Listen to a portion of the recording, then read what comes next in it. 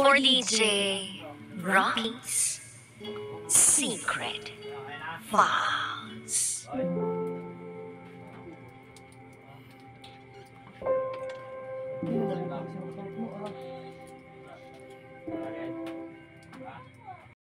Wala kong ipon at baon pa ako sa utang dahil pasan ko ang lahat ng problema sa bahay.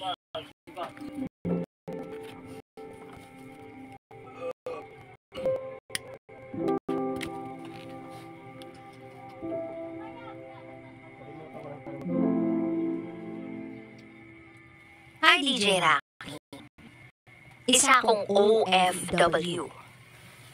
Nagtatrabaho bilang caregiver dito sa Japan. Dati rin akong caregiver sa Kuwait ng halos 3 taon. 32-year-old na ako. Dalaga, may partner na babae. Oo, bahagi ako ng LGBTQ+ community.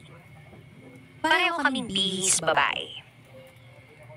Pero alam mo, sa edad nito, wala akong kaipon-ipon. At baon ako sa utang. Dahil pasan ko ang lahat ng problema sa bayan namin. At sa pagkataong ito, gusto ko sanang nabahas lahat ng bigat na itinatago. Hindi ko tingnan kung bakit ba iba ang tao sa akin ng sarili kong ama. At hindi ko maintindihan kung bakit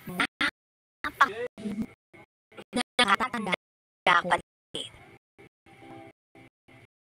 Inatungo ko sa mga Diyos.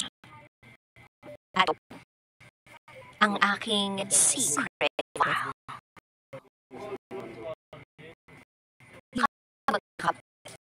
Oo, nasa gitna.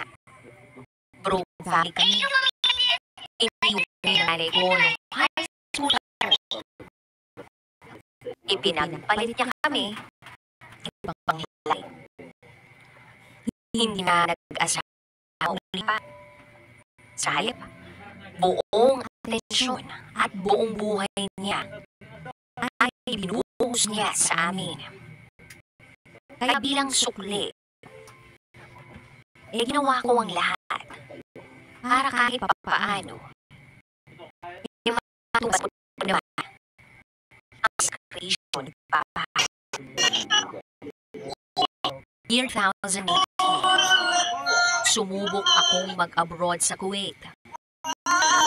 Takot na takot ako. Pero buti na lang, pinagad ako na mapunta sa mabait na amo. 3 taon akong nagtrabaho ng shift